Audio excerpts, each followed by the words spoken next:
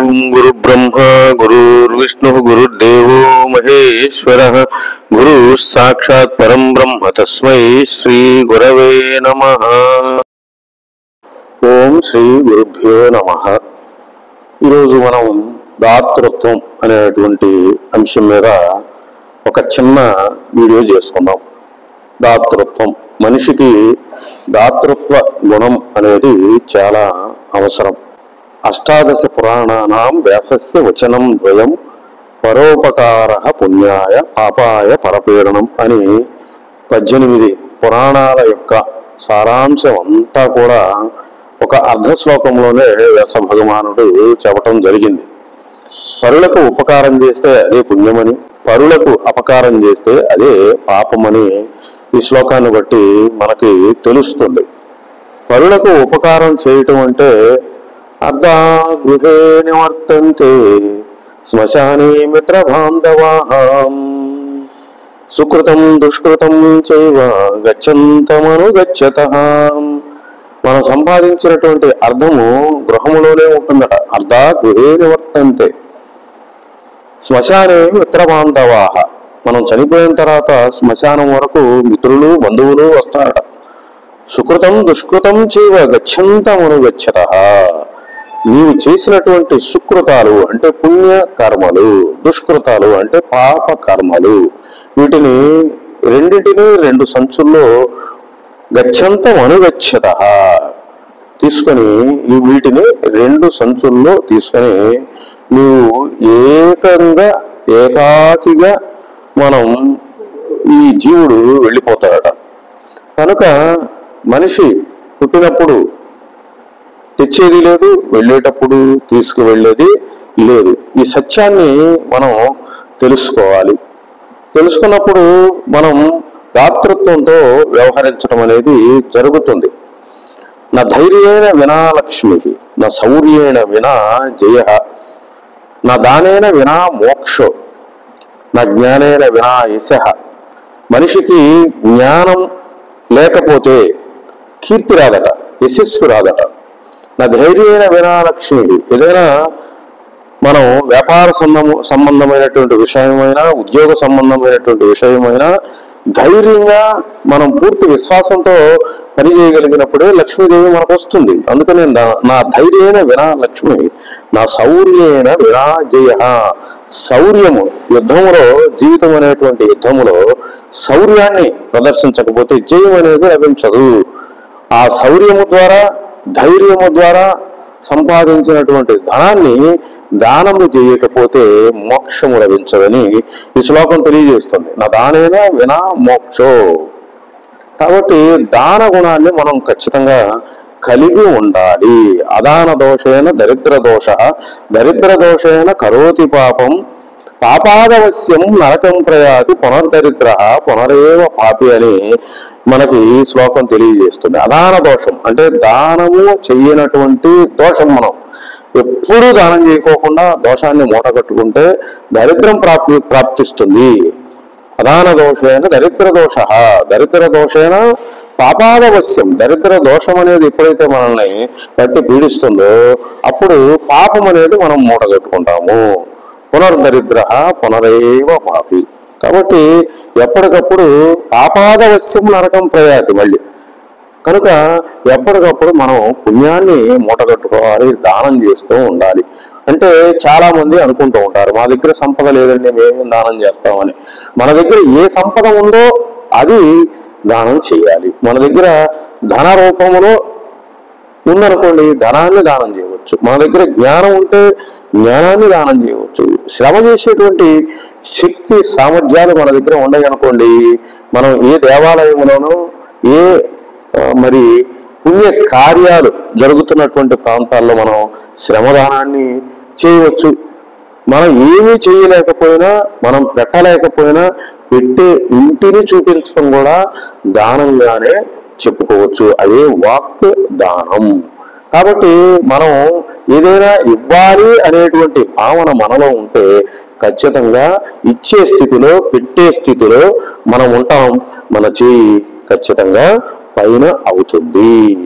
కనుక ఈ సందర్భంలోనే మనం ప్రపంచాన్ని జయించినటువంటి అలెగ్జాండర్ మహాశయుడు ఆయన చనిపోయిన తర్వాత శవపేటికకు 2 కన్నాలు చేసి నా చేతులు బయటికి కనపడేలాగా మోసుకు వెళ్ళండి అని చెప్పాడ. ఎందుకండి అలా అంటే, చూడండి నేను ప్రపంచాన్ని జయించాను, వచ్చేటప్పుడు నేనేమి తీసుకురాలేదు, కానీ ప్రపంచాన్ని జయించిన నేను మళ్ళీ రక్తహస్తాలతోనే ఖాళీ చేతులతోనే వెళుతున్నాను, కనుక మనతో ఏమీ రాదు అనేటువంటి సత్యాన్ని అలెగ్జాండర్ మహాశయుడు తెలియజేశాడు. కనుక శాస్త్రం ఏం చెబుతున్నా అంటే, శతం విహాయ భోక్తవ్యం, సహస్రం స్నానమాచరేత్, లక్షం విహాయ దాతవ్యం, కోటిం త్యక్త్వా హరిం భజేత్. శతం విహాయ 100 పనులు వదిలిపెట్టి, శతం విహాయ భోక్తవ్యం 100 పనులు విడిచిపెట్టి సమయానికి భోజనం చేయాలి. సహస్రం స్నానమాచరేత్, 1000 పనులున్నా సరే నీవు శుచిగా ఉండటానికి స్నానం అనేది సరైన సమయంలో ఆచరించాలి. లక్ష్యం విహాయ దాతవ్యం, నీకు 1,00,000 పనులు ఉన్నా సరే దానం అనేది చెయ్యాలి.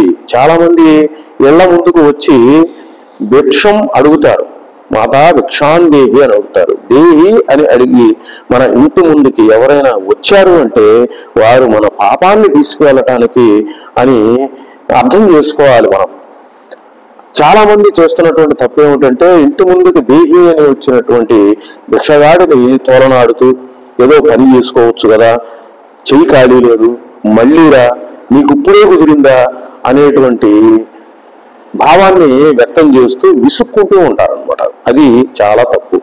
ఇక్కడ శాస్త్రం ఏం చెబుతుంది, లక్ష్యం విహాయ దాతవ్యం, నీకు 1,00,000 పనులు ఉన్నా ఆ పనులు విడిచిపెట్టి దానం చేయమని చెప్తుంది.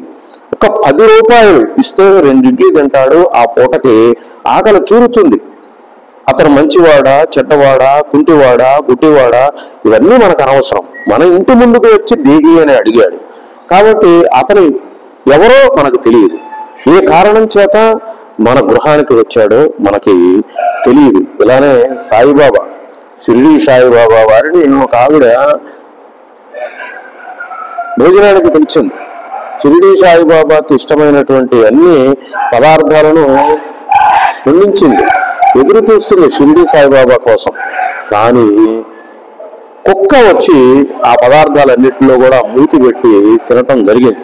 ఆ కుక్కని కోపగించుకొని ఏసడించుకొని కర్రతో కొట్టడం జరిగింది ఆమె.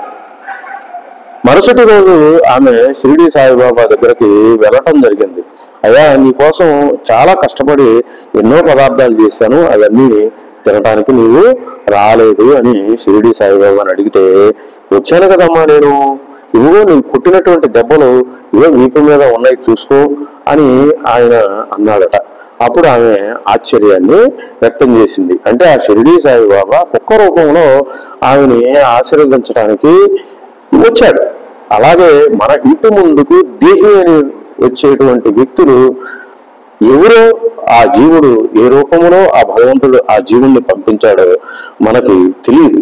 ఏ కారణం చేత వాళ్ళు దేహి అని మన వాకిట్లో నిలబడ్డారో తెలియదు. కనుక ఒక 10 రూపాయలు ఇచ్చి పంపించేస్తే వారు ఆ పూటకి ఆ ఆకలిని తీర్చుకోగలుగుతారు, 2 ఇడ్లీ తినగలుగుతారు. అందుకని శాస్త్రం ఏం చెప్తుందంటే, లక్ష్యం విహాయ దాతవ్యం, కోటిం త్యక్త్వా హరిం భజేత్, 1,00,000 పనులు నీకు ఉన్నప్పుడు కూడా హరిం భజేత్ అంటే హరిని భజించు, అంటే దైవనామస్మరణ చెయ్యి అని చెప్తుంది. కాబట్టి దాన గుణానికి ఎంత ప్రాధాన్యతను ఇచ్చారో మనం ఈ శ్లోకాలను బట్టి, పద్యాలను బట్టి మనం తెలుసుకోవచ్చు అనమాట. కనుక ప్రతి ఒక్కరు కూడా దాన గుణాన్ని కలిగి ఉండాలి.